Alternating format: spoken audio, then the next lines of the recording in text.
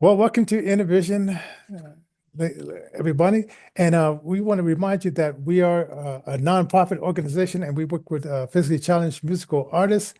And we do these shows to, I guess, get people know more about our nonprofit. You can go to innervisionrecords.org.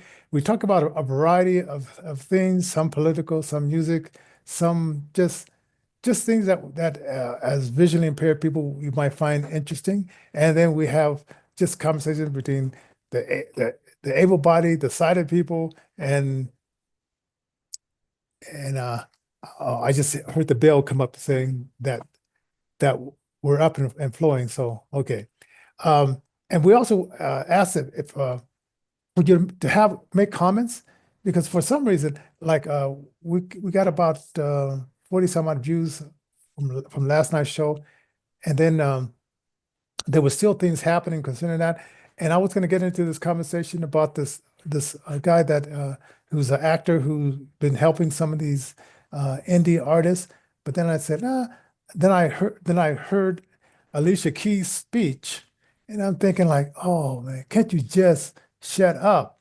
But I guess if you got a platform, you can it's like what's that guy who was in the movie Sin of a Woman?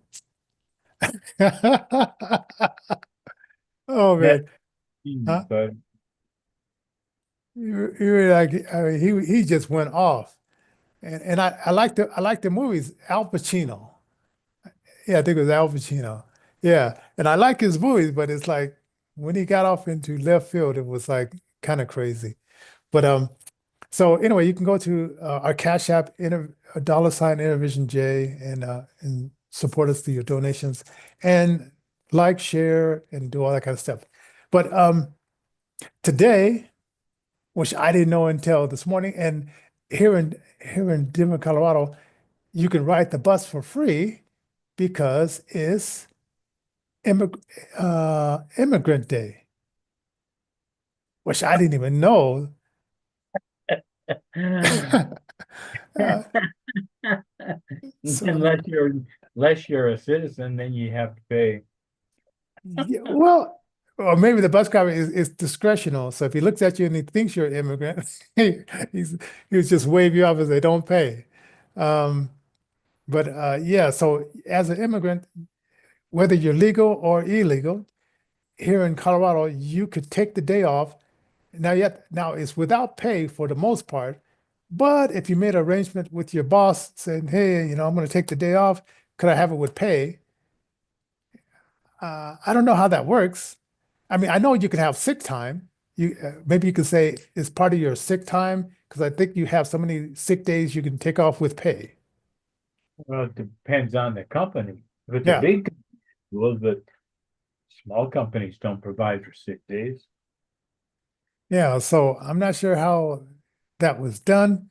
And I guess, and I guess I did hear about this last year because it was on most talk shows. So it's either to show people how much what would be missing if the illegals didn't show up, who are cooking in the back kitchens or working at the hotels on the table, show you what you would be missing. So I had this one guy saying, "Well, be patient because if service is not as fast as it could be, it's because they don't have such and such employees there that are illegal." And I would say to that, as a boss, you know how to, okay, because I don't, okay, Christian Brothers is one of our sponsors from time to time. And he has a moving company. And he says his competition is able to charge less because they hire illegals. But he chooses just to hire people who are legal. And he says in some cases, some of his workers will help that illegal person who wants to work for them do the paperwork to do this because the pay is very, very good, right? And so if he can say, "Hey, if you need help with the paperwork, I have other people here that have done it before. They have green cards and they become citizens." they can help you, how come these other businesses can't take the time out unless they just say it's better to use people and pay them at a lower rate than to bring them up to the level of everybody else? I don't think that's going to be a problem anytime soon What? Why do you say that? because Uh, Trump's going to deport them all. Yeah, They won't have to complain about that kind of stuff anymore. yeah, See the because see the one of the New Jersey mayors is uh Hogarth or whatever his name, Holman. No, what's the what? The one who what said that, orders our guy? But he's pursuing charges against that New Jersey governor or oh mayor or yeah, whatever. Oh yeah, he's pursuing. wow. He Yeah, because told me he's going to. Wait till your wonderful mayor and governor get hammered. you mean He'll go Mayor as Johnston? harboring as harboring fugitives. And I don't understand that. It's like, well, we want legal immigration, and apparently, like 10 years is crazy. It's too long. So we got to mainstream that a little bit. We want people that love America, wants to contribute to America, um, Have something to contribute. have something, but we should fast track that, maybe cut it in half, maybe 5 years, or three years. Well, I Um, mean, and it does 3 years. It doesn't take that long to do your green card stuff. My ex-wife did it. We did it in pretty fast time. yeah, As we soon as did I it two. we I think it did, was like 2.5 years. yeah. And we did all. And I have another friend that she's her husband is from England, and she said I got to get a lawyer for $10,000. I said the paperwork is just, if you know who your parents were, who You was don't need divorced, if you're not planning on dropping a bomb on the on the country, just it was just simple questions like that. And if you didn't know, you just put it in. Get me the definition of what this means, copy and paste, because I mean the computer internet is really helping with a lot of those. So if you have problems, you don't have to spend the $10,000, which I guess that's the normal fee. And plus, like some of these NGOs, they were offering people free services to do it illegally. Why can't they switch over and do free service to show you how to do it legally? It can, and there's a lot of companies that are like that. Even when I was I applied for visas for my wife and child to go to the U.S. in June, and there was people offering to fill this out, and it was expensive. It's like this stuff is just easy. Why would somebody pay to do that? Unless Yeah, they just simply don't have time because they're yeah, running regional officers or yeah. Because whatever. because my friend, she was trying to raise money for this, and I'm thinking, like, I said, no, you don't have to. You paid enough money for the interview and all that, and then they send you the material for free, which I mean, I learned like quite a bit. I mean, there's stuff that I haven't studied in a long time. So it's like there's a way to do this, and I think some people just don't want you to do it because they're making money this other way, and they're able to undercut um, pay, and it's like, don't do that. You don't have to do that. So anyway, so today is Immigrant Day. So happy Immigrant Day for all of you guys and whoever. It's almost like Martin Luther King Day. Some people choose to take it off. Some people choose to say, I'm going to work whether it is or not. And it's like a birthday. Some people choose to take their birthday off. And like myself, I remember I started my first DJ job at a club on my birthday. So I said, hey, this is a great birthday present to me. I'm making money and I'm doing what I love. Now, if you don't love it, taking that day off is probably the best way to go. But getting into before we get to Alicia Keys and her DEI speech, um, did you hear what the things that they're finding out through this the USAID?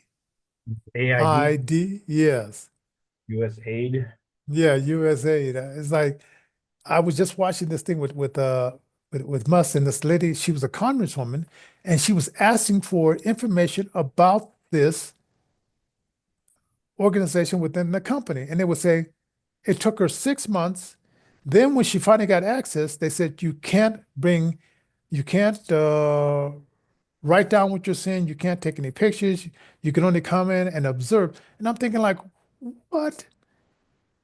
And so there were things like putting was it crabs on a treadmill to see how fast they could run on a treadmill? And I'm thinking like most people like to eat crabs, not find out how fast they can run. Run away from getting put in a pot of boiling water. Yeah. And then it was something about cats and fur balls. Oh man, it was so many stupid things. I mean, and I guess on TikTok there's something where on you can oh, he gives a daily account of 10 things that can be cut out that will save us money, us taxpayers money. And some of the things, man, it was like it was just cracking me up. Like, and I said, what, why was it? And then they had money to chemically castrate some kids in another country. I said, what's that all about? It's like, okay, you guys want to do I think they had one time they were sterilizing. Well, back in the 30s, if you were retarded, whatever, they would, you know, without your will, they would sterilize you. And if you happen to be a different ethnicity and you just happen to get caught in that loop, they would sterilize you too. And it's We almost like, we huh? did that during World War II. Oh man, that's what I was talking back in those days. So it's almost like history repeating itself, but they just said, well, we got better technology to do this stuff, you know? And I didn't know about chemically castrating until this thing came up with mutilating children before the age of 12 or 10 or however long they wanted to go down. So it's a lot of things and it's almost like and oh, this one thing that one company, the US aid, President Kennedy started that back in 61, and it started out good, but over the years, I guess politicians, people that wanted to laundry money, because I think this is all it is. How many ways can we laundry money? And just in case that people might look at that, they won't see it as us laundering. They'll just see it as we're we're sending aid to these other countries to help starving kids, but we're doing a little bit more than helping starving kids. Because I mean, who could deny helping starving kids? But so it started out good in 1961, but then over the years they kept saying, "How can we laundry money?" And I think, what do you think? You think you think that's the main root of this? Is the thing about ways of how to laundry money Well, and yeah, trick I mean, us? if they're sending money somewhere, it's being laundered and sent back to whoever's making the bills work. Hmm. I mean, that is the basis of the US government right now. Yeah. And they make it top secret because they don't want you to know because they know that if you knew, there would be a revolt. Like NASA. NASA? No. NASA. When did they start? 1958, 1959. What happened the year before that? Hmm. the year before that was a new entry for Antarctic. They stopped all traffic to the Antarctic, They did? Wow. 1958. Look at before that, what were the maps before that? They were all flat maps. They were not globe maps. Hmm. You ever seen, well, not you necessarily, but has anybody ever seen a real photograph of the Earth from orbit? No. Hmm. Yeah, yeah, put in the subject like They don't, if they yeah. make a Photoshop of the blue marble. That's a Photoshop. It's a painting. Is that right? Yeah. Wow, okay, because what I could see, I used to, I didn't really observe it like closely, but I would just see it and say, wow, that's what the Earth looks like. But and think I think I had 20 over 200 vision when I started looking at stuff like that, and so I didn't get close enough, and I didn't have good enough sight to really see what the details were of it. But that is wild. Well, does that go along with the theory that we may or may have not stepped on the moon? Pretty much. Yeah, Why because couldn't they go back and how'd they lose all the technology? you mean like because they left some Land Rovers there, I thought.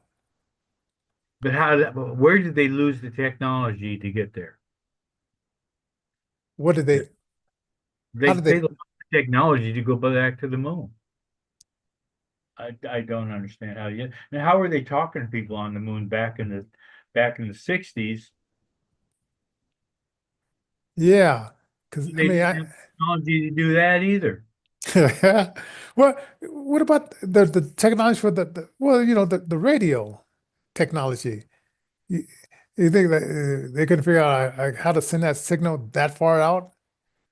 I mean, I don't know. It's just a lot of things. Now that we think about it, because there was something about when they got out the ship, something about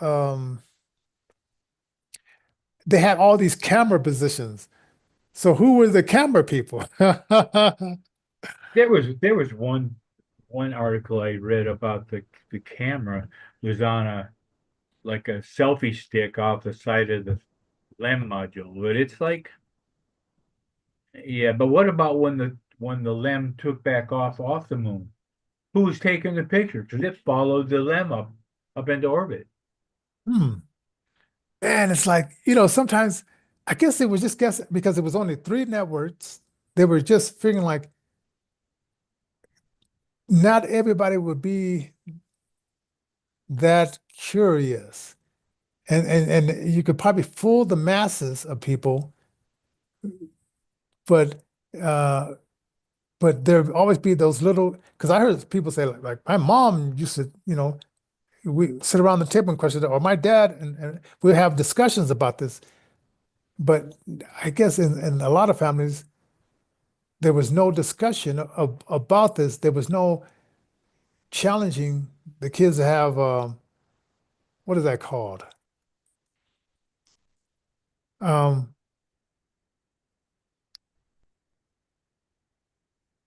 okay, oh, I'm sorry.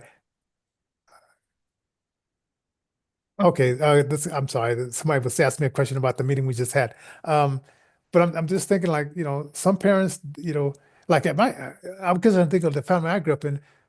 My dad would come home from work. He would have newspaper. You know, you remember back then. I don't know if it happened. Yeah, it would be papers spread all over the table, and I would say, "This is a mess," because somebody would take the cells, and somebody would take the TV guide, and then they would scatter this paper around. Then my dad would come in, and he would get his sports and then other news and stuff like that. And it was like every evening when we had papers, it was all, and then we had two papers. So if you didn't get one in the Denver Post, you got one in the Rocky Mountain News, and it was like the table was just cluttered with papers. And then my ex, it was even worse. It was just paper clutter. Your family, was it like that Getting with the the paper newspaper? Huh? no, we didn't get a newspaper. No? We delivered newspapers, but we never got newspapers. Didn't No. take time. We got the TV guide, and that was about it.